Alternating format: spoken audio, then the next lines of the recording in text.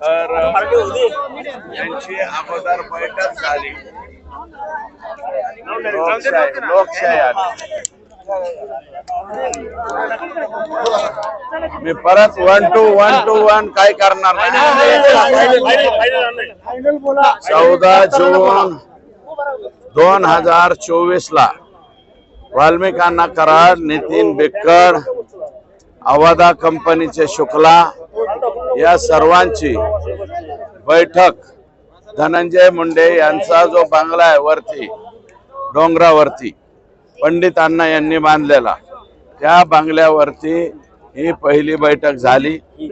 त्याच्यानंतर जोशी म्हणून पीए आहे धनंजय मुंडे, हे बाकीचे जरा बाजूला सारखा त्यांना येऊ द्या ना, तुम्ही काय बावळट, तुम्ही आपलेच लोक बावळटपणा करायला लागलात। अहो ते महिला आहे ही बैठक फेल झालेच। त्याच वेळी जोशी पीए हे धनंजय मुंडे यांचे पीए आहेत, ते पीए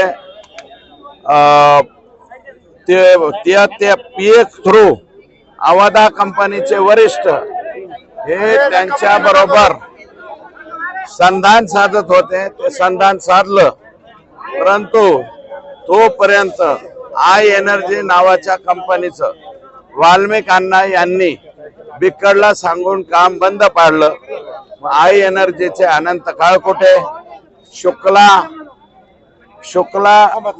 आणि इतर अधिकारी एकत्रित असं ठरलं 14 जूनला की धनंजय मुंडे साहेब यांच्या सोबत या कंपनीची बैठक लावायची।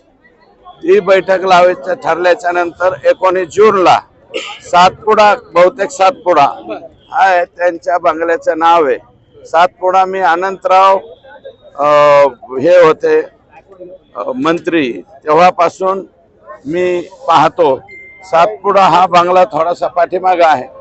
त्या बंगल्यावरती श्री आपले ह्याचे जे अवादा कंपनीचे शुक्ला, अल्ताफ तांबोळी, त्याच्यानंतर अनंत काळकुटे मात्र तिथून पसार झाले। अनंत काळकुटे त्या बैठकीला आले नाही आणि ती बैठक सातपुड्यावर झाली। 3 कोटी रुपयाची मागणी केली गेली।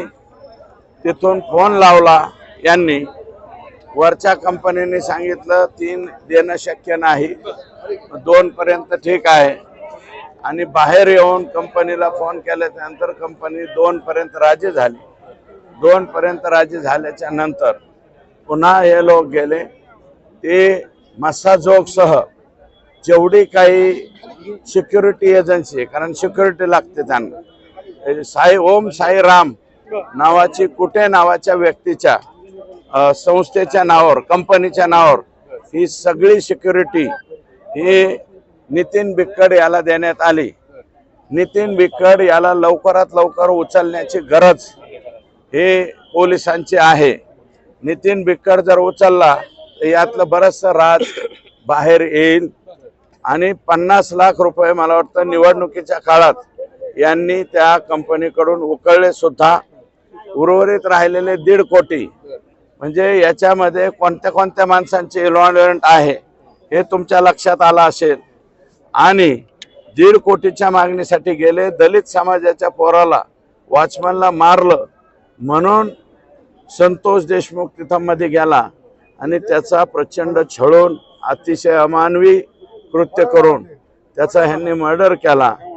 आणि नितीन कुलकर्णी नावाचा माननीय आका वाल्मिक अण्णा कराड यांचा पीए आहे, तो 17 मोबाईल नंबर वापरतो। वाल्मिक अण्णा कराड 17 मोबाईल वापरतो। या 17 मोबाईल नितीन कुलकर्णीला पटकन अटक केली पाहिजे, हे 17 मोबाईल जप्त केले पाहिजे। या 17 मोबाईल मध्ये अनेक जे त्याच्यातले हे आहेत सिक्रेट्स आहेत, हे सिक्रेट सगळे बाहेर येतील। वाल्मिक अण्णा यांची आम्हाला जिथं जिथं जमीन सापडती ती 100 ते 150 एकरांनी सापडते, कमी सापडत नाही। 50 अकाउंट आतापर्यंत सीज केलेत, उर्वरित अकाउंट सुद्धा सीज करावे अशा प्रकारची मुख्यमंत्र्यांना आम्ही मागणी करणार आहोत. तुम्ही आता मग असं म्हणालात की 50 कंपन्यांच्या पुढे जे आहे मागून कुठून विचारतो रे? 50 अण्णा पाठीला डोळे आहेत का? अण्णा 100 कंपन्यांचा तुम्ही उल्लेख केला. 50 कंपन्यांच्या पुढे ईडीची चौकशी लागते. 100 कंपन्या नाही हो साहेब, हा, 100 अकाउंट. 50च्या पुढंच बरोबर. ईडीची चौकशी लागते. याच्यामध्ये 100% ईडी येईल.